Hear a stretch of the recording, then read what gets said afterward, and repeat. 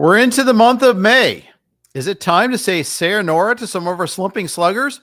Fred Zinkie and I dig into Marcus Semien, Anthony Santander, and anybody else with the letter S as well. All coming up next on the RotoWire Fantasy Baseball Podcast.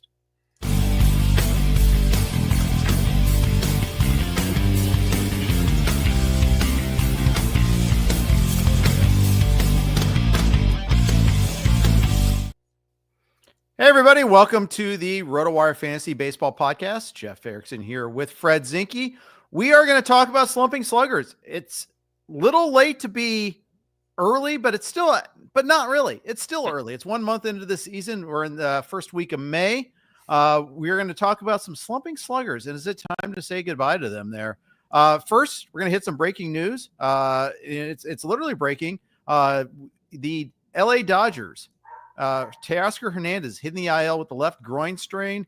Grade 1 adductor strain is what Dave Roberts is now saying.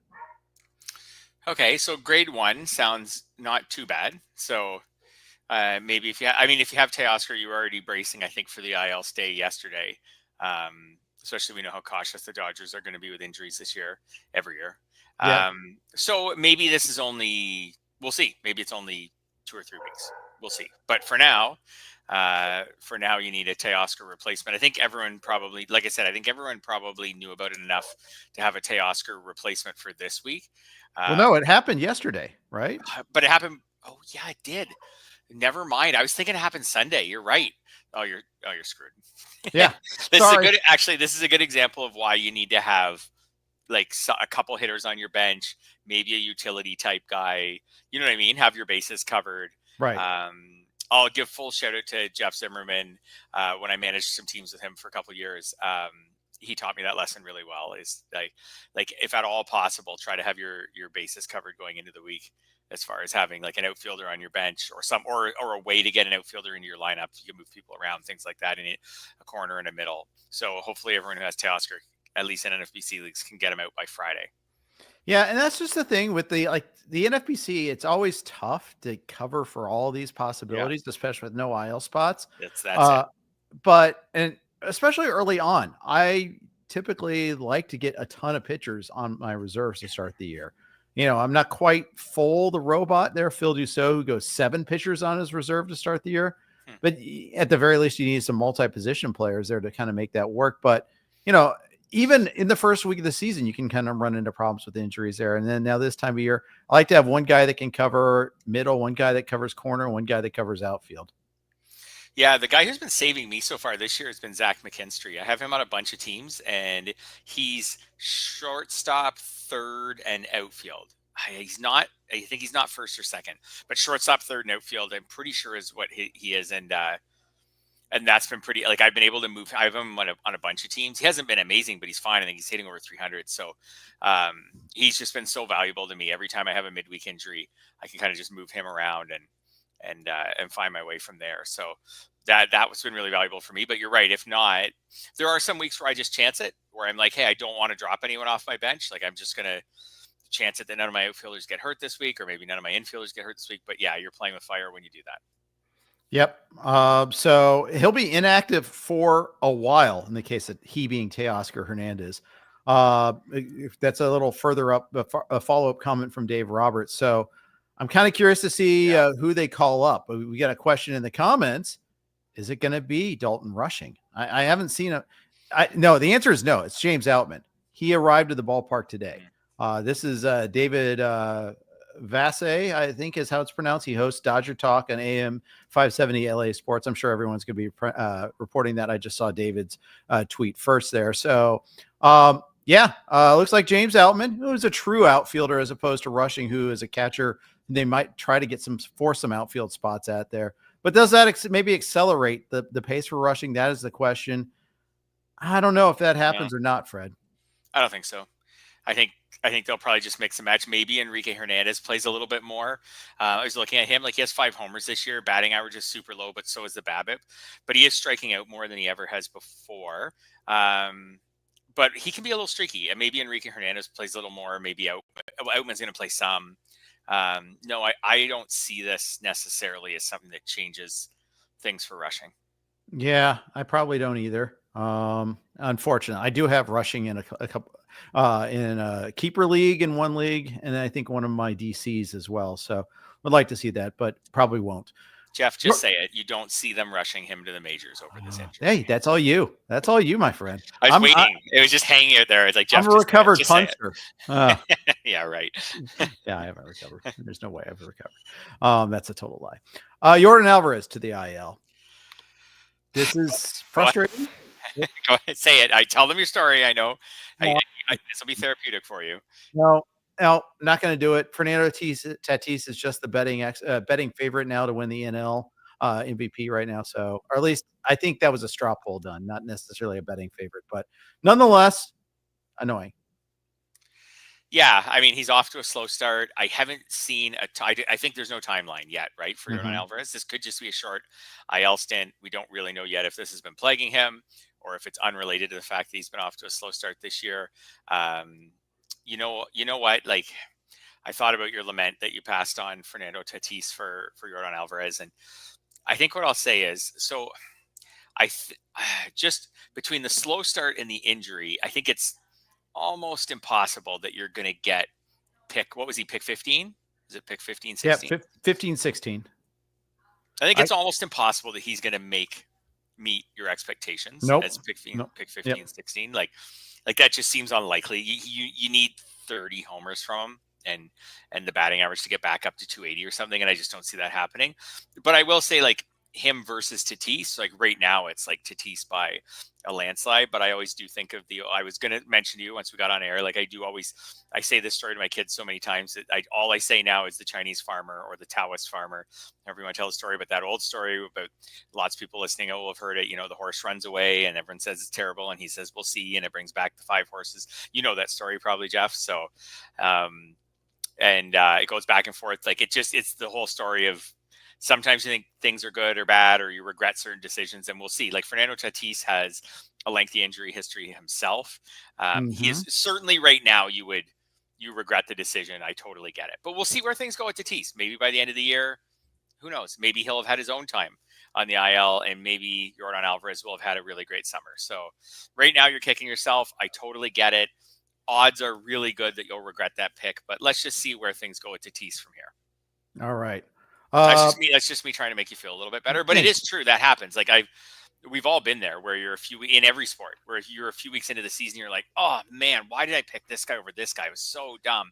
And then by the end of the year, you're like, oh, actually, it actually was the better of the two moves. So, but I still think, like I said, in the big picture, if you end up preferring Alvarez over Tatis at the end of the year, it'll be because something really bad happened to Tatis. It won't be because Alvarez returned the value you were expecting at the 1-2 turn. Yeah. It was a true 50-50 call. That was the thing that's frustrating. And from opening day, I've regretted the decision. Yeah. That's the thing. It's like immediately on opening day, I'm like, oh, yeah, he's going to run a lot more this year, isn't he? It's also, I find it regrettable. Sometimes, okay, 2 things that'll really bother me. One is if I go, and this one, you couldn't win on this one. If I go against what I believe, that really bothers me. And then it doesn't work out, right? I'm like, I just went with the masses. And then, I should have stuck with my guns. And then the other one is and this is the flip side of the same thing. So when I do go against the masses, I'm like, well, everybody else, which you kind of did, because I think Tatis's ADP was earlier. And then I'm kind of like, oh, everybody else knew. How come I couldn't have figured it out? But not everybody else knew, because he made it to me at 15, you're right. 16 in the first place. If everybody else knew, he never would have made it to me. You're right. I think in the end, you went with what your research and your gut said. Tatis was coming off of a not very good season. He had over the previous 2 years, so OPS cumulatively had been about 800. Like he wasn't a must pick there. Anyway, so far it hasn't worked out. We'll see where it goes from here. Yeah, I think part of it too was I spent some time talking about my projection. I spent some time saying I was out on him. And even though I did tweet like the day before I had some change of heart, I also kind of like thought about my history, and I'm like, and that's a stupid reason not to make a pick that way. It should be independent of it. But I wanted to be like kind of like consistent. If I'm leading people away from Tatis, and then I turn around and take him, it kind of looks a little hanky, It's just like, anyway. Stick to your guns, yeah, for sure. So it goes. Yeah. But now he's hurt. Now Yordan Alvarez is hurt. It's a hand injury. I don't like that. Just from a power standpoint, and power being Yordan Alvarez's principal asset there, that and back control. That is a concern. That's definitely a concern. It could change. It still can change, but I can change. You can change. We can change. Sorry. Anytime you can do a little Rocky IV badly, you got to do it. Shota Imanaga on the IL. Going to be at least a couple of weeks of grade 1 hamstring issue there. Yeah, I mean, frustrating, but at the same time, yeah. Well, I feel like every time a pitcher's out, it ends up being more than 2 weeks. So let's just say it'll be 3 or 4. But I mean, if you have Imanaga, I mean, if you get him back in late May, he's got 3 wins already. He's got a 2.82 ERA and a 1.10 WHIP. Given what we've seen from a lot of other starting pitchers so far, you're still fine. Like if he misses 3 weeks and then he comes back and just keeps doing what he's been doing, you're fine. Like now, do I have a little bit of concern about Imanaga in a totally different way because he's got a 4.65 FIP and has been pitching way over his head this year? Absolutely. Like he's given up 7 homers in 8 starts. His walk rate's much higher than last year. So I have other concerns with Imanaga, but the hamstring injury, like it probably is just a bump in the road. Yep. Probably. It's just another in so many. It's the same every year. So many pitcher injuries, like so many pitchers who require substantial investments, whether it was George Kirby or Logan Gilbert, and the list goes on and on and on. Now we'll add Imanaga to it. So many of them miss some time. Do you think that teams are quicker to move a guy onto the IL for something like this hamstring injury than they would be in the past? Yep. Yeah. Oh yeah. I think so. I think teams have gotten progressively more cautious. They've learned that the value of having Imanaga make an extra 2 starts, 3 starts, pushing through an injury is mathematically like not worth the risk of him potentially missing months or just pitching really poorly too. Yeah, for sure. I mean, if you just roll just kind of any random guy out there, you know, he'll you'll probably lose an extra game or something, but in the long run, it's worth a lot more to have these guys healthy for the summer. Yeah, for sure. I tend to think it is that way too. I think it's the way they're managing the rosters now. Yeah. AJ Smith-Shawver, near no-hitter, took it into the 8th inning against the Reds yesterday. I think it says about as much about the Reds as it does Smith-Shawver. But AJ Smith-Shawver is only 22 years old. We're thinking like, oh, when's this guy ever going to pop? He's 22. Most people haven't even made their debut at 22. Yep, that's right. And I always say that one of my pet peeves is when people hold it against players, things they do in the majors at the time when all their peers are still in the minors. So he was up early and he wasn't ready, and neither were most of his peers, but they weren't brought up yet because they just weren't forced into action. Now, do I think that this is a turning point for Smith-Shawver? Like, not totally. Like 5 strikeouts and 4 walks. It feels like a pretty fortunate start.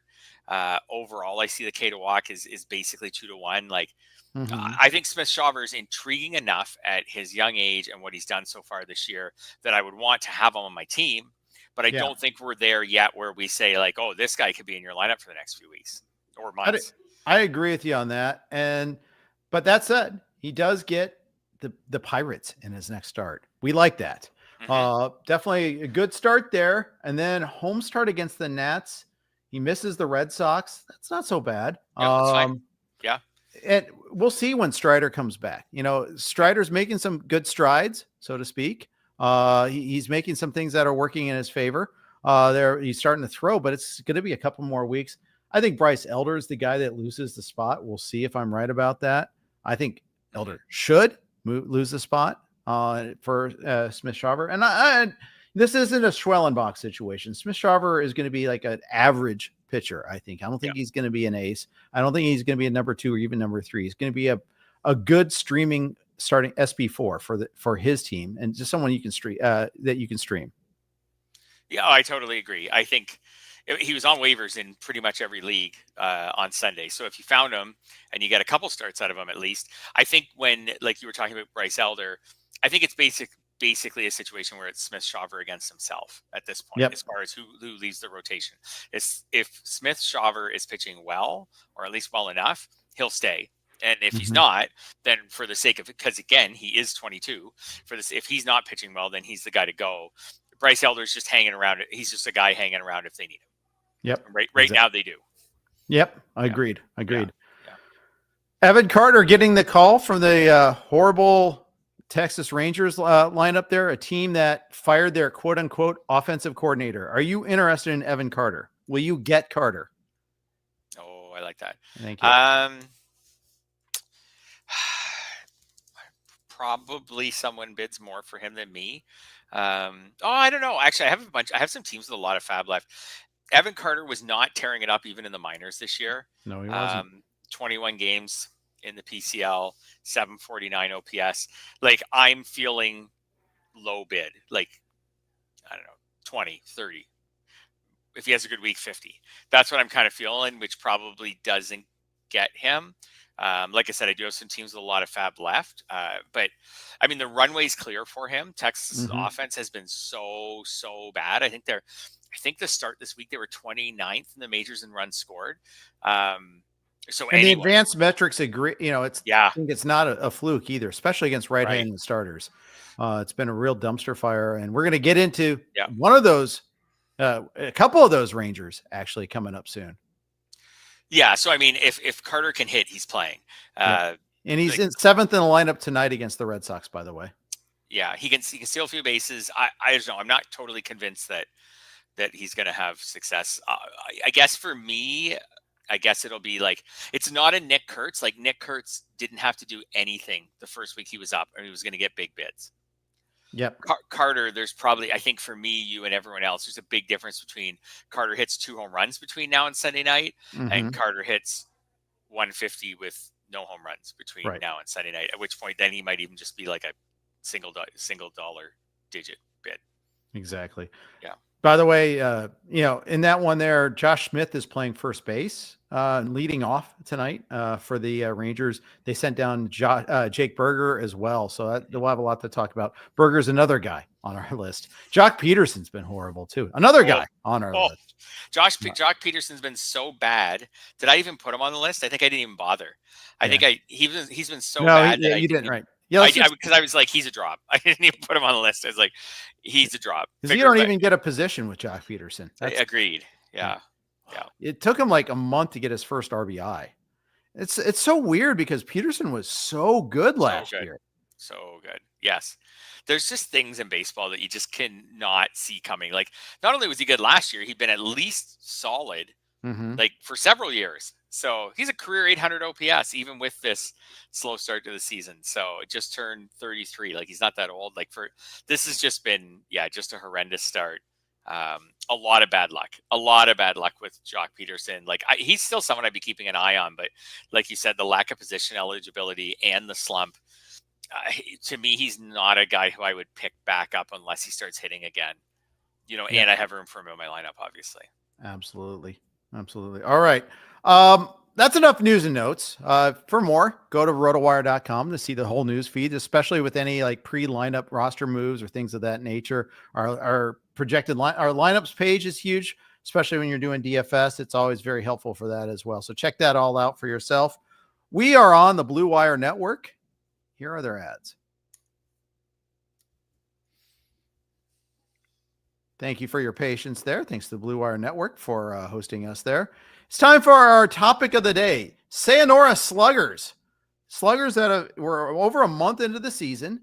Is it time to cut bait with them? You want to expound on the concept, or you just want to jump right into the players, Fred? Yeah, I picked players who going into this week had on the RotoWire earned auction value calculator had returned negative dollar values. And had a significant, and these are the leaders in at bats. So they've been playing a lot and have returned negative dollar values. So they're not on this list because of injury. They're on this list because they've been really bad so far. So let's jump in and we'll talk with these players about whether you would cut them anywhere. And if so, in how deep would you go of a league before you cut them? And maybe for the odd one, we might throw in whether you trade them or trade for them, etc. All right. Start off with let's hit those Rangers. Since we were talking Rangers, do we say sayonara to Semien? Marcus Semien, really rough start for him. I feel like, so I'm never the Marcus Semien guy. Like, always the guy. He's always on my bust list every year because I've mentioned this before. I find he was such an accumulator the last couple of years. He just needed those 160 games just to become pretty good, and I felt like that wouldn't happen forever. But okay, my stance on Semien, no to cutting him. I think I give him the rest in May. I'd love to bench Semien though. His strikeout rate has gone up a lot, so it's back to where it was. Now, truthfully, I could say it's back to where it was when he had a monster 2021 season with the Blue Jays. But in general, it's a higher strikeout rate than he's had the last few years. BABIP's down a bit, which is a common theme for all of these players. But when you look at some of his expected stats, like his XBA is pretty close to normal and his X slug is pretty close to normal. Like they're a little low. I think you're patient with him. I wouldn't be the buy low guy because I felt he was overdrafted. So like if someone's selling low on him, they're probably still not selling low enough for me. Yeah, I hear you. It's funny. Like his WOBA is bottom 5th percentile at 238. His expected WOBA is 317, suggesting a bit of unluck there with Semien. Yeah, absolutely. And one thing that's interesting about Semien is he's not stealing bases and he's walking. So he's getting on base sometimes. He's not stealing bases. His first season in Texas, he really struggled out of the gate. And that season, he surprisingly stole 25 bases. So that's his career high. That was before the big base stealing surge. And it's still 10 more than he's stolen in any other season. So I felt like when he first came to Texas and he's had a slow start to the season, the stealing bases was like his way of finding his way to contribute to the team. I'm not getting on base that much. I'll see if I can manufacture some runs and just kind of get myself going, get myself maybe in the good graces of my new teammates, my new fan base, show some hustle, things like that. This year, he hasn't done that. So last year, only stole 8. This year, he's only stolen 1 so far. I wondered if while he was slumping, he would just rack up 4 or 5 steals just to, again, try to contribute to the team. But so far, that isn't happening. No, it isn't. Hard hit numbers are actually okay. Yeah. Hard hit percentage is the one that is down. But and last year it was down. It was down from 2023. It was down to 35% last year. It's 32.6%, but barrel rate is actually kind of stable. Exit velocity is slightly up from last year. Now, granted, that wasn't good. So that's part of the thing. It's slightly up, but it's not good. And I think that's noteworthy there. Yeah, I think it's tough I think in a 10 teamer, I might consider cutting him. At 10, I'm cutting him. Yep. Agreed. 10, I'll go there. Yep. 10, I'm cutting him. 12, I'm going to keep him. 10, I'm cutting him. One other note I'll throw out about him. He hasn't hit lower than 5th in the lineup yet. So far management is continuing to run him out there in premium lineup spots. So they're not really, that was something I noticed, for example, with the Jays with George Springer last year. Like eventually they just ran out of patience and started batting him low in the lineup. The Rangers so far, and maybe that's because the rest of the team's been playing so poorly. They haven't gone there with Semien. How about his teammate Jake Berger? Been sent down already by the Rangers. Say, are you willing to wait out the clearer head space and wait for him to get the call back up? Given that he's a veteran, makes some decent amount of cash, and you spend a decent draft pick on him if you have him. Are you holding out, or are you just cutting bait and moving on, saying, "Hey, I made a mistake, and we'll just move on"? Yeah, so this is going to be kind of a wimpy answer, but I'm going to say it depends. In an NFBC format, it would depend how many injuries I have, but I would like to keep him. So I I've thought about this a bit. If let's say Jake, let's set an over under at how long he'll be in the minors. Say 3 weeks. 3 weeks. Would you take the over or the under on 3 weeks? Do you feel like I'll say under? I think it's like a 15-day thing. Yeah. So if Jake Berger had a 2 or 3 week injury, would you keep him on your IL and stash him? I think you probably would. So I think I would keep him. I know he was awful so far this year, but we've seen big peaks and valleys from him in the last couple of years. I don't know if this matters at all too. And this goes back to Semien and Jock Peterson, but we always see this every year with 1 or 2 teams where just the whole lineup just falls apart. And it just seems to spread like an illness through the clubhouse, and everybody catches it and nobody can hit. And that's the Rangers are the perfect example of that so far this year. And usually teams to some degree come out of that at some point, but we see that every year where just there's some team where just no one hits. Everybody's slumping. It spreads through the team. Nobody can get the team going. I would hold them. Like I said, I do have a couple teams. I know I have one team off the top of my head that has Corbin Burns, Blake Snell, Max Scherzer. Vaughn, Correa, and Jake Cronenworth. So I'm holding all of those guys right now on an NFBC team. Like on that team, I may have to cut Burger if I had him, which I don't. But on a typical team where I've got 1 or 2 injuries, I'd like to keep him. Yep. I get it. I think I've cut him in one of my leagues and held on to him in another. I think it's like 12, it's a cut for me. 15, it's a hold. Yeah. Does that make sense? Yeah, I think so. It also factored into my thinking that power is hard to find. Yeah. So that was my theory with picking up Matt Mervis a few weeks ago, which didn't actually work out. He strikes out so much that he can't hit home runs if he keeps striking out. So the home runs have dried up. The batting average just keeps dropping, and I'm dropping him in some leagues right now. But it was the same line of thinking is when there's a power hitter, I'm going to be interested. Nick Kurtz, same thing. Like if there's a power hitter on waivers, if Jake Burger was a 1 homer 30 steal guy instead of a 30 homer 1 steal guy, I would cut him. Yeah, definitely. Yeah, definitely. I get that there. Yeah. All right. That's enough on the Rangers. They're kind of depressing. We'll move on to other depressing players. Yeah. How about whole episode's depressing. It's going to be like my mixed labor team. Anthony Santander. He's on that team. I'll say this is an easy no cut for me, but that's just me. But let's talk a little bit more about what he's doing or what he's not doing. Yeah, I'm probably right where you were with Semien. Like 10-team leagues, I would cut him. I think I would. I'm pretty sure I would cut him. But 10, I don't know. I'd keep him over Semien. How about that? But in 10-team leagues, I might cut him. The waiver wire is so rich in 10-team leagues. You might be able to pick him back up when he starts to hit again in those leagues. 12s, though, I'm definitely keeping him. His expected stats are higher than his actual stats. That being said, like his expected batting average is only 216. So it's not like he's like way underperforming. Strikeout rate is worse than last season, but not far off his career average. He's walking a lot, which again is maybe a way for him to contribute. Like, well, he's not swinging the bat real well. He's trying to find ways to help the Blue Jays a little bit. He is he's pretty locked in to the top 4 spots in the batting order. Like they paid him. There's not a lot of other contenders for those spots. Right. Like he's going to hit in the top 4 spots in the lineup, which hasn't been a great lineup so far, but I think you're hanging on to him. I am. And honestly, 33, 28, 44. Those are his last 3 years in power numbers. He's only 30 years old. I'm holding on to him. Yeah. This is at least till June 1st, probably longer sort of hold for me. Probably one of the longer holds on this entire list for me. Yeah, I came into the season more expecting 30 homer power from Santander. But I think most people did. That the 44 was an outlier. The home run to fly ball rate went up, things like that. He's still pulling the ball. The home run to fly ball rate's low, way lower than last year, but lower in his career mark. So, if you came paying for a 30 homer player, maybe you get a slow start and you end up with a 25, 24 homer player, something like that. I think he's still probably worth rostering. PJ says guys like Santander and Burger can save their seasons with one big week. Yep.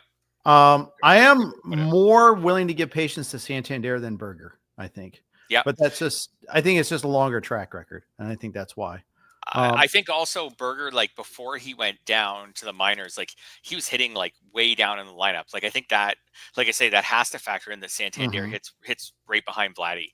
So when he does get going, I just pulled up Burger. Almost all of his plate appearances this year had come 6, 7, 8. So when he comes back, you're getting a slumping guy hitting 7th. Santander, you got a slumping guy hitting 3rd or 4th in the lineup. Exactly. Next player on our list hasn't hit a homer yet this season. He's been quieter than a Bohm. It is Alec Bohm, batting 8th today. This guy is driving me nuts. I have him in several leagues, and I thought of him as just this safe, doesn't strike out much, always hits for average. Sure, he's only going to hit 15 home runs, but he drives in a lot of runs, and he was supposed to be the Phillies cleanup hitter. And he's driving me nuts because if he's not the cleanup hitter, the RBIs were a big part of the calling card. He had 97 2 years in a row. So it was, and I like the Phillies lineup. So I was like, oh, this is perfect. This is driving me nuts. That being said, his gap between his actual stats and expected stats is enormous. It's one of the biggest of any player. So I think at that point, then you got to hold and just assume that the power is coming back. When your difference between your slug and your X slug is 135 points, something like that. I think you got to hold on to him.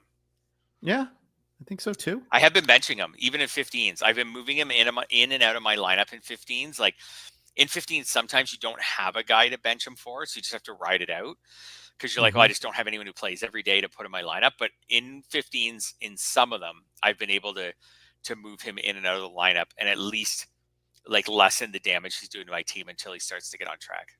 Yeah, I think that is and usually corner is someone to do that with. Yeah. I've been doing that with two of the guys on my list now. That tells you where I'm at right now. And that's Christian Walker and Ryan McMahon. And, it's tough I'm actually at the point where I can bench both of them now. I know, I'd have to, I'd start Noel Marte. I picked up, Kurtz in that league. So I now have the capability, and Mark Vientos, another slumper, by the way. It's crazy. When you got all these corner slumpers, life's not very much fun. You need your corners to hit. But do you want to talk about those guys since we stumbled onto them?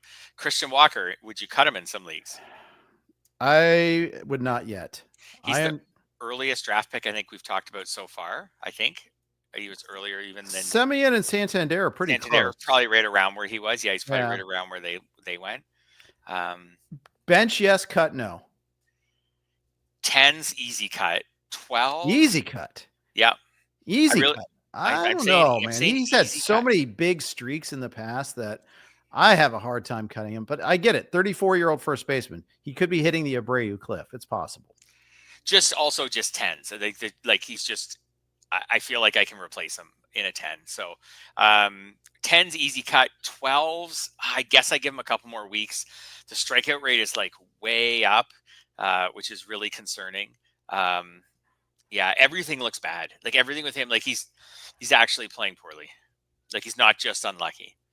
And like you said, the age, there is a bit of a theme with a couple of these guys with him and Santander, like the new team thing and settling into a new park and a new locker room and everything. Like we've heard that before. Is it Colton the Wolfman who just won't draft guys?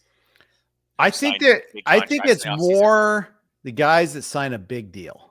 Right. I don't think it's every player on a new team. Right. I could be wrong. I should clarify that. These qualify as big. And do you think these would qualify as big deals? Walker? Yeah. Kind of thought it was an afterthought. Maybe not. It's more than an afterthought. It clearly is, but yeah.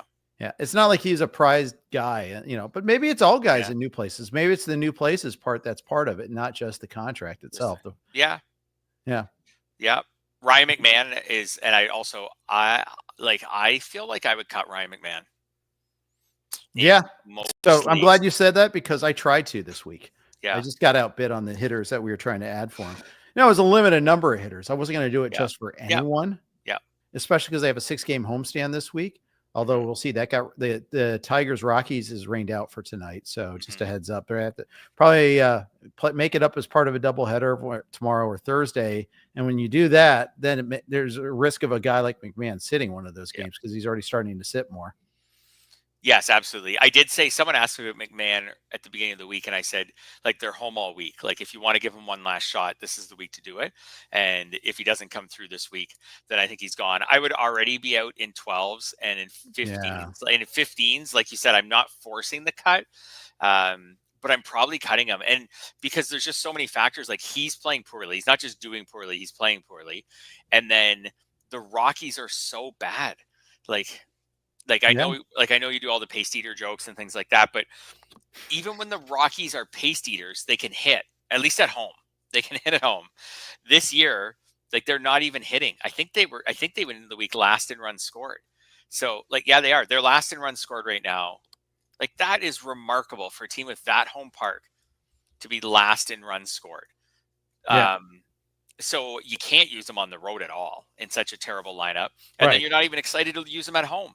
No, so, we're in such a weird era where we're not, Rockies are rostering all these undraftable hitters. Yeah. I mean, we used to be falling all over ourselves to go get Rockies. And it's Brenton Doyle, and he struggled this year too. He's been hurt a little bit. The Rockies haven't had super warm weather or anything yet at home, but still it's when they don't even have hitters, something's really, really wrong. I think they really should have gone back to steering into the whole Blake Street Bombers thing think they would have been a lot better Yes. off. But man, it's sad. It's really sad. It is. Yes, like you said, like sometimes the Rockies would be a bad team, but Arenado, Blackman, etc. Like you get a lot of offensive production out of them. Now it's just like you can't start Ryan McMahon No. during sections of the week where he's on the road. And if you don't even really care if you start him when he's at home, cut him. So the only reason I wouldn't cut him in a 15 is just if there's just nothing on the waiver wire. And I have 5 corner infielders now and only can use 3, obviously, and especially because I have Brent Rooker at my DH slot. So it's going to be a while for Rooker to get that outfield eligibility. I have to cut one at some point in time. And McMahon is the bottom on the totem pole there. Yeah. Taylor Ward, we talked a little bit about this on Sunday. He is underrated how bad he's been so far this year because he and the Angels, he kind of emulates what's going on with the Angels right now. That he's going through such a bad streak that, and just after he got off to a decent power streak, so did the team. They are just a really awful, awful team. He is hitting 176. He does have 6 homers. So he's got that, no stolen bases. He's not a big steals guy. 218 on base, just killing the Angels. 218 on base. That's like Javi Baez at his worst. It's true. And here's another team the Angels are 27th in runs scored. So this is another team where if Taylor Ward gets going, he's not going to get any help from his teammates, the way things are going right now. So he is way under his expected stats. I wouldn't cut Taylor Ward. He's been pretty consistent for a few years, for 3 years now. He's been even 3.5 years. He's been pretty consistent as just like a 250-ish type hitter with decent power, a few steals. He's definitely not playing well. He's a little bit of a Texas Rangers thing where the whole team's not playing well, and he's just a big part of it. I wouldn't cut him. I'd love to bench him. I'd love to do what I'm doing with Alec Bohm. In a 15, I would definitely not cut him. In a 12, I don't think I would either, but I'd love to do what I'm doing with Alec Bohm where I'm looking to keep him on my bench until I see him get going. I don't think this whole thing ends with Taylor Ward hitting 3 homers in 3 days and then all of a sudden takes off. He'll probably just kind of slowly come out of this. So I'm not worried about missing something. So that's what I'm thinking is keep him, but try to outfields. There's enough fluidity in the outfield that maybe I can just have someone who I can play instead of him for now. Let's stick on the Angels theme here because they are really the Rockies of the AL. If you think about it there. Oh, that's tough. That's a low blow to call anyone the Rockies. Is it wrong? Are the A's the Rockies of the AL? I know the A's are the Pirates of the AL. They're cynical, cheap ass ownership. The Angels at least spend some money every once in a while. Actually, you're right because the Angels keep doing these. Remember in the offseason when we talked about are the Angels trying? Yeah. We're not really. We can't tell because they're not. Then they grab Kikuchi and Soler, and you're like, wait, so you are trying? Oh, but you didn't really do much else. But you're kind of trying, yeah. So you're not trying, and that is totally the Rockies. Yep. The Rockies do stuff like that. My most Rockies move ever was the Ian Desmond signing. When they signed, that's a good one. When they signed Ian, that one will stick in my head forever because when they signed Ian Desmond, you were just like, this is so dumb. And what are you guys thinking? First of all, it was a terrible signing. It wasn't going to put the team over the top. And yeah, you were just like, this is a terrible idea. Do these guys think this is fantasy baseball? Because he was coming off a 2020 year, but he wasn't that great of a player. And they gave him this big contract. And in the end, actually, with the Rockies for 3 years, he wasn't totally horrendous. He was playable. But and then he ended up not even finishing his contract. So anyways, that is my most Rocky signing where you're just like, sorry, you guys are trying? Because I'm looking at the rest of your team and it looks like you're not trying. You pick a lane, guys. And that's the Angels all the time. So you're right. That's a good comparison. Thank you. Thank you very much. Yeah. Most Rockies move for me was Daniel Bard fiasco there. We're not going to trade him. In fact, we're going to extend him. Really? Yeah. I mean, nothing against Daniel Bard, but my God, it was the most obvious sell while he's hot sort of guy ever. And they didn't, but I'd like your Desmond one better. I think that's even better. Anyway, it's just the Rockies' inability to understand it's their inability to understand just their own roster. Yeah. You'd think if there's one thing a major league team can get organized, it's just at least know your own roster and your own players and what you should be doing with them, even if you don't understand the other teams that well. The Rockies they show this inability to even understand their own roster. So anyways. talk about two more younger Rockies. Angels, excuse me. There I go. I did it there. I conflated the two. Nolan Schanuel, which I know you have a lot of, and Kyren Paris, at least had a lot of. I don't know if you still do. And Kyren Paris, who's now got a 40% strikeout rate. Can we forget Paris? Should we cut Nolan? Oh, good move on Paris. So thank you. Yes, we can forget Paris. That one you could see coming a mile away. Yeah. Not the pun. The fact that he was going to. You can see the pun coming a mile away. Come on, let's not lie. Give yourself a little credit. But yes, you can see that one coming a mile away. Schanuel, and now I'm going to sound just like a Schanuel apologist. I don't think so. The thing about Schanuel is like he was never going to be a big accumulator. Like what he is an on base guy. So like he wasn't going to wow you. Like I was expecting a slow grind to like 15 homers and 10 steals, but with a good on base percentage and therefore, some decent counting stats. I'm going to be disappointed because the Angels are so bad that he's not going to get the decent counting stats. But when I look at his numbers, like he's not off to an abysmal start. Like the strikeout rate's actually better than last year. The walk rate's pretty much the same. Like the average exit velocity is actually up a little bit. I've seen some data on his bat speed being up. I don't know if that's really that predictive. Almost everything with him is just within the range of normal variance. Everything's like 1 or 2% up or down. BABIP's down a little bit. Like, I think this is actually just him so far not making a step forward. That's what's a little disappointing for me. I was hoping this is his age 23 season. Like I was hoping he'd make a little step forward, maybe go from 13 homers to 18, something like that. Turns out maybe I'm just going to get the 13 again. And maybe I won't even get that, but I think I will. So I'm not really worried. I'm just like, slightly disappointed. Schanuel, not ShamWow. Yes, that's not as good as your Free Paris one, but not no, bad. it isn't. But I was trying. It's hard. I was trying to think of a good pun too while he's talking about him, and I didn't have anything. So yeah, the thing is, like we were promised more power from him. He was working on that. He was adding muscle in the off season, and it's lower slug than last year so far. We're not there. He's just not there yet, and maybe he's never going to get there. But he's definitely not there yet. But again, we've seen these guys. Okay, this isn't a similar type of player exactly, the same position, but Tristan Casas a couple years ago, right? Like no power in the first half of the season, and then massive power in the second half of the season, right? That big 2023 split that he had. I'm not saying we're going to see anything like that with Schanuel. I don't think we are, but like just because a young player didn't take off from a power perspective at the very beginning of the season doesn't mean that it can't happen still during the season. And again, like we're just looking for incremental improvements. Like he's at 2 homers right now. Like if he was just at 4, I'd be fine. So it's not that far off. What's disappointing me is that the Angels lineup, I thought it would be bad, but it's worse than bad. Yeah, which isn't going to help him. It is. He's an on base guy. Maybe they just throw in the towel at some point and hit him really high in the lineup. Just let him get on base. I don't know. We'll see. Yeah. Yeah. The Minnesota Twins are a very disappointing 15-20, although not super surprising in that they're disappointing. It's just because they did so little this offseason. They're getting Royce Lewis back, which is great.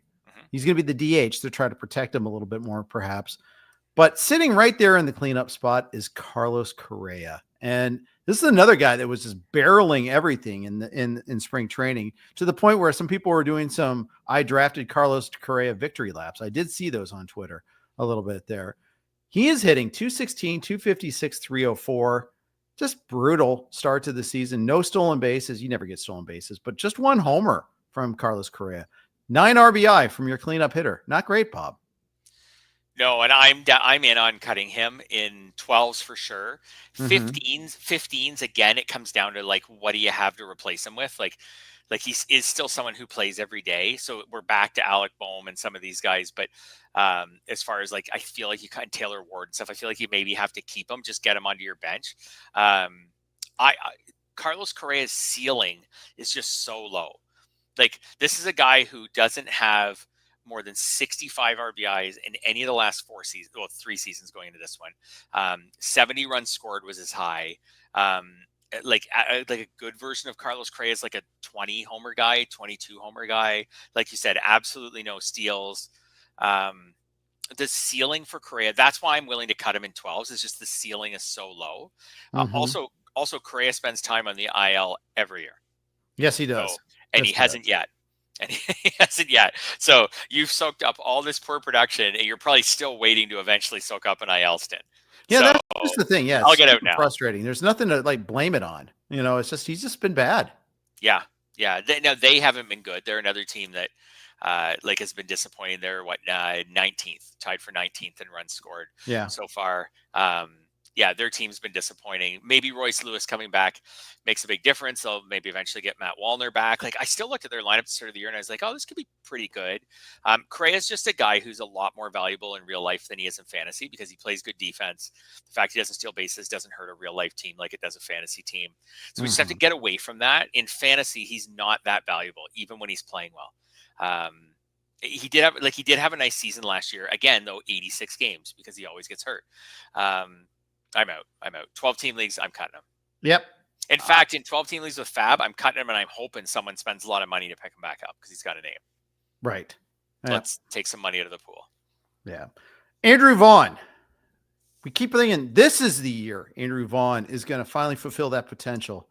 Is he going the route of Nick Senzel that's just never quite, fulfills that potential? Played out of position to start his career, never really, that might not be why he dropped, but he just has never been that guy that we hoped for, expected. Yeah, I'm a cut on Andrew Vaughn too. I see him I see him probably right about where I see Ryan McMahon. So it's even more cuttable than Correa. So I think Vaughn's an automatic cut in 12s. And if 15s, like I'm totally fine with cutting him. Like first base kind of stinks this year. I have a team where I drafted. Oh, you'll appreciate this as a Red fan. I waited till late, missed all my targets. I was going to get a late like Michael Bush, Nolan, Schanuel. They all went, and then I got stuck with Heimer Candelario. And then he was off to a terrible start, as you know. And then I was like, well, I'll grab Matt Mervis. Like maybe he's hit a bunch of homers early in the season. Maybe I can platoon him with Candelario, and now they're both off my roster. And I have Zach DeCenzo, who I'm kind of excited about, but we'll see. But that's get him at first base. Yeah. Okay. Yeah. So he's at first base in NFBC. So that's a really crummy first baseman, but at least one with upside. Like I would rather take a shot with Zach DeCenzo right now than have Andrew Vaughn. You needed to bid on Nick Kurtz is what you needed to do there. I did, but I got too cheaper. I can't remember. Did you aim for second place, Fred? Pretty much. I think I did because I had Matt Mervis. He was going to be fine. I'm fine. I got Matt Mervis. I'm never nervous. It might have actually been the same week where I aimed for second place and then got Zach DeCenzo for like $5 or something like that. I will say, how many homers does Nick Kurtz have? None. And how many steals does he have? None. And I know this. I won him. So therefore, that's what happened. Zach DeCenzo got one of each last week. So, and with Yordan Alvarez on the IL, there's a clear path now for DeCenzo to play more often. So maybe I made a smart move.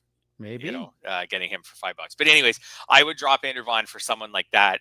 Again, it has to factor in that the White Sox offense is so bad. They've actually done better on offense than I thought they would do so far this year.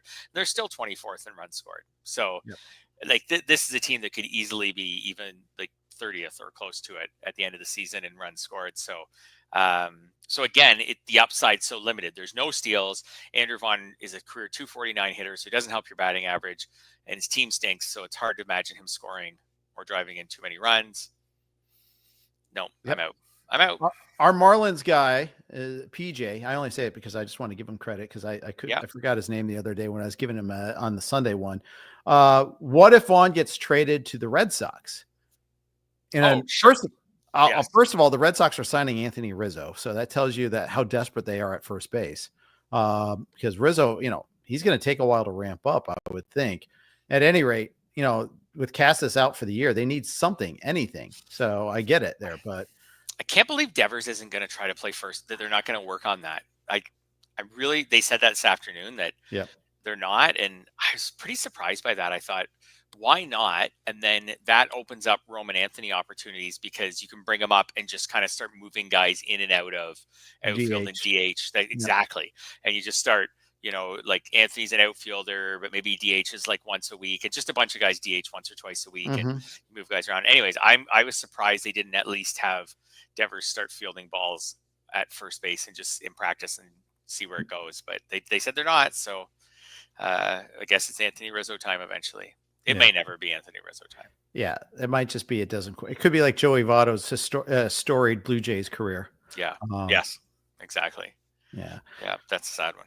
Yeah, for both of us. You Jays fan, me a Joey Votto fan. The dugout steps got him. Yeah. Remember that? He hit that home run in spring training. Yep. Fell down the dugout steps. Never heard from him again, basically. Brandon Lowe. Where's that, short porch in Steinbrenner Field? It's going to help him, right? Not when you're striking out 28% of the time. Yeah. Brandon Lowe as a cut. Do I think the short porch will eventually help him? So you got him. So I could say I could say some of the same things as Carlos Correa in the sense of Brandon Lowe gets hurt every year, misses a ton of time. So you've already soaked up this bad stretch, and eventually you're probably going to deal with an IL stint. 12s, I'd be open to cutting him. Yeah. Batting average is always low. Yeah, I can see it. He's always kind of, he's kind of always been in that range anyhow. So yeah. I'm pulling up like his expected stats are better. Actually really good. Yeah, they're actually good. Yeah. Maybe in a 12, I maybe try to find a way to put him on my bench. I'll soften it a bit. I'll say I'm not putting him with McMahon and Vaughn and guys like that. Maybe in a 12, I'm not even going to put him with Correa because he can steal a few bases too. In a 12, maybe I try to find a way to put him on my bench and use him a little less often until he starts to come around. And then if he ever does go on the IL, obviously then I drop him. Jonathan India got highlighted for his 2 singles yesterday. And the Royals won 3-0. So I guess that matters a little bit there. Trying to pump him up a little bit. One of the things about India this year is they're playing him all over the place. They play him at third, they're playing him in the outfield, sometimes even his original position at second base. Although his original position coming up as a prospect was third. Did hit his first homer over the weekend on Sunday, but 220, 336 on base at least, drawing a bunch of walks, but not doing anything with it. He doesn't steal, 0 stolen bases after 13 last year. Kind of weird that he's got a red light. Yeah, it's true. And with him getting on base, 336 on base. Yeah, it's weird that he's not getting any chances to steal. I don't know if it's because Bobby Witt's hitting, like they don't want him taking the bat out of Witt's hands at some point by running into an out. I don't know, but I'm fully going to wait on Jonathan India. I'm not going to cut him. I'm willing to bench him off and on, like if I have to, if I have a viable alternative. And I do find middle infield, it depends if you have a second base or not, because I do find middle infield, like shortstop's pretty deep. So if you have another second baseman, I'd be okay with benching him. But I just don't see how you bench a guy who hits high in the lineup, who has almost as many walks as strikeouts. His batting average is 230. It's not killing you. Where he's killing you, like you said, is just not getting any counting stats. Right. I'm gonna wait this one out. I'm still in on India. In fact, I would try to buy low on him. Okay. Yeah, especially if I need a second baseman. I know he's got such an across the board skill set that it's not like there's nothing I would need that would make me want to get him other than a second baseman. But like it's not like, if I needed power, I go get Jonathan India, because he doesn't really help you that much in any one area. But that might also make him easier to acquire because maybe the person who has him will say, yeah, you know what, I can afford to get rid of him. It's not like you're not like, oh, there's all my steals or there's my big power hitter. So yeah, I think I would be willing to buy low on him. How about Joey Ortiz hitting 183, no homers, does have 4 stolen bases, hit 11 homers last year, but it's definitely been a slog for him this year. I wonder if moving over to shortstop is one of the things that's hurting him. Yeah, it might be, but what's really hurting him at least the plate is his average exit velocity is 83.2 miles an hour, which is just like ridiculously bad. So to put that in perspective, last year it was 87.8, and that was still one of the lowest among all qualified hitters. The Brewers have a few guys, Sal Frelick's another, who just make plenty of contact, but have poor average exit velocity that takes away their power skills. So right.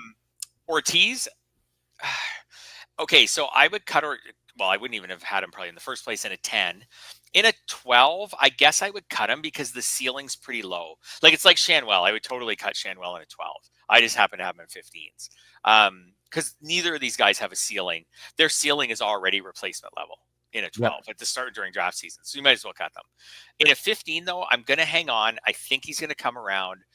I just don't see him carrying such an incredibly low average exit velocity like forever. And everything else, like he's striking out less often than last season.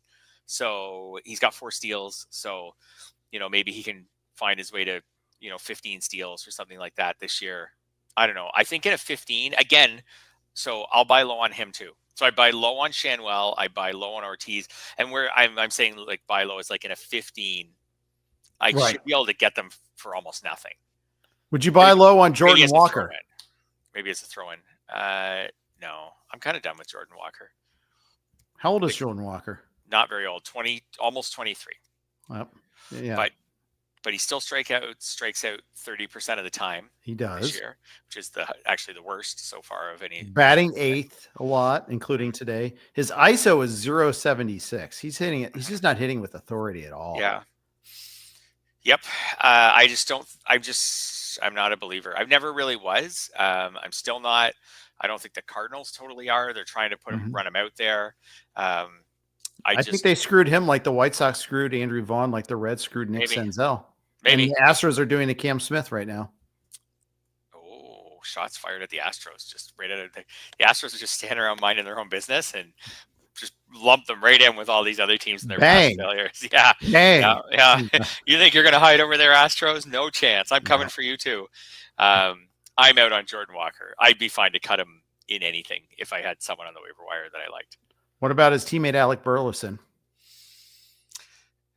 So I'll cut out. So he's not playing as much, which like he hasn't been good so far this year, but he hasn't been that terrible. Like he's hitting 255, 303 on base. Like he's got a couple homers, he's got a couple steals. Like he hasn't been good, but it hasn't been awful, but they've just stopped playing him as much. So I have him in a couple 15s and I've been wary of cutting him because I just feel like there's a bunch of ways that he could get in the lineup again more often and then be usable. But he's like right on my cut list. Like I think this week when I did my bids, I just had other guys who I could cut. Like at the start of setting up the bids, I was like, oh, I'll cut Burleson. And then as I went through them, I was like, no, this guy's hurt, or, Matt Mervis, I lost hope in him completely. So I'll cut him. Burleson, I will say, after sitting out a bunch of games. So he has started the last 5 games, 3 at DH, 2 at first. He's had his 2 homers in the his last 2 games have been his last 2 homers, only 2 homers. So and that corner plus outfield eligibility is nice. So I'm like, that's where I haven't cut him anywhere yet. So 12s I would cut him, 15s I will keep him, and even 12s I guess I want to see how the rest of this week goes, because I don't know, I think of Alec Burleson as like a decent hitter. Like last year hit 21 homers. His strikeout rate last year was 12.8%. Like that's outstanding. So I think of him as a decent hitter who maybe is just off to a slow start. There you go. Maybe I would buy low. I'll throw him in my guys with Schanuel and Ortiz, where maybe I don't know if I go after them in a trade, but if I was talking trade with someone and they had one of those guys, I might say, well, throw in Burleson, right? Or throw in Ortiz. Sure. And we'll call it a deal. I would love to be able to get Jordan Westburg as a throw-in. He's on the IL right now. Yeah. They're talking days, not weeks with him. Yeah. I think this is an easy hold. Yeah. Maybe one of the easiest on the list because he's been hurt all along. You remember he got hurt in spring training. He's a guy that was, clearly laboring for a while. So this little rest on the IL, I think, is like the best thing for him. So I'm willing to make lots of excuses for Westburg. Yeah, I'm with you. I'd be fine to buy low on him if someone wanted to do that. Definitely not a cut. I actually put him on the list almost just to note the fact that he has been a negative dollar player so far this year, and it's not just injury related. Like he did appear in 23 games, right? 6 RBIs, like 6 RBIs in 23 games. It's not great, Bob. Not great at all. And just part of, there's another team that hasn't underachieved. Actually, they have. I was going to say hasn't underachieved as much as the Angels. I guess I could say they've underachieved. They're better than the Angels. They're 23rd in runs scored. The Angels are 27th, but they've underachieved even more because I think most of us expected the Orioles to be a top 10 offense this year. Yeah, and very much an underachieving team. And they're a bottom 10 offense. They're probably, like, when you look at their runs scored compared to, say, what's 10th in baseball, like the Orioles are good, like 40 to 50 runs below where we probably predicted them to be right now. Yeah, and that spreads throughout the lineup. Yeah. Yeah. Yeah, it does. Yeah. I think they have pretty bad home road splits, like pretty bad on the road, if I recall correctly. Mhm. Going to check that Mhm. out while we're talking, but and they've had some key injuries. They just called up Kobe Mayo. Were you in on Kobe Mayo, by the way? No, not really. Like I put in a token bid on him, but I didn't put in enough. I didn't put in enough to win him. I don't know what's going on in Baltimore. Like, are they the most disappointing team in baseball so far this year?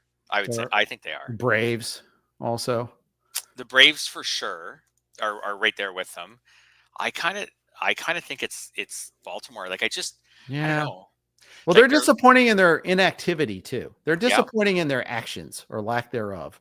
The fact that they knew they were going to lose Corbin Burns and didn't really move to significantly improve. Everybody first guessed that rotation, and so far everybody's been right. And the offense hasn't made up the stagger. So on the road, the Orioles have a 279 WOBA and a 78 WRC plus. So the road has been very unkind to them too. Yeah, I think just the Braves are like you can see how the Braves could come together pretty quick.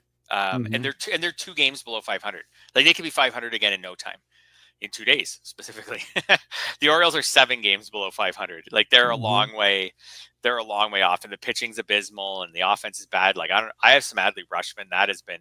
I put in our notes that if anyone who's listening is like, hey, what about all the catchers? Like I said, there's a bunch of catchers. Rutschman, Yainer Diaz, Sal Perez, who have all been on the RotoWire calculator negative values. But you can't cut them. Yeah. So I didn't put them on the list because you can't cut. In 2 catcher leagues, you can't cut them. In 1 catcher leagues, you're probably not cutting them either. Right. You're don't cut Rutschman for like Carson Kelly.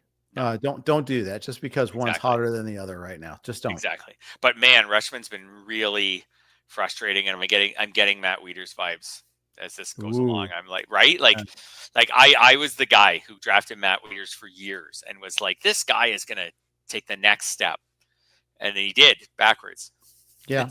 That's what he did. He took the next step and it was backwards. I kept thinking he's going to be better this year. And he never really got better. And then eventually he got worse. Yeah. So yeah, there's my 3. I just pulled him up just for interest's sake. 3 seasons when he was young with 22 homers. And then just went backwards after that. Yeah, never took the next step forward. Rutschman, I shouldn't just compare him to one random Orioles catcher who was also a high draft pick, but I don't know. I'm not feeling good about my Rutschman shares right now. For sure. Yeah. All right, we'll end on that somber note. Good stuff. We blew through more than 10 slumping sluggers. Should we do this? What do you want to do this with pitchers next week? Next week, I'll get some starters and some relievers, and we'll do slumping or disappointing pitchers, and who can we say goodbye to? I think we can find some interesting one. Devin Williams will be an interesting one by next week. Didn't blow a save last night, but kind of blew the game. I would say blew up. Luke Weaver helped him blow the game in the end, but he certainly didn't help his chances of getting back in. If things don't change, he'll be on the list next week, and we'll have some starters. Obviously, with they're more volatile, so there'll be no shortage of starters with high ratios that we'll want to talk about. PJ nominating Sandy Alcantara, that will definitely be on the list. On the list for sure. All right. Well, that's going to wrap it up. Thanks, everybody, especially all the good comments in the forum while we were going on. We always appreciate that. Thank you for listening, whether it's live streaming or on the podcast itself. Well, Fred and I will be back at you with 10 slumping hurlers starters next week. Stay tuned. Thanks for listening to RotoWire.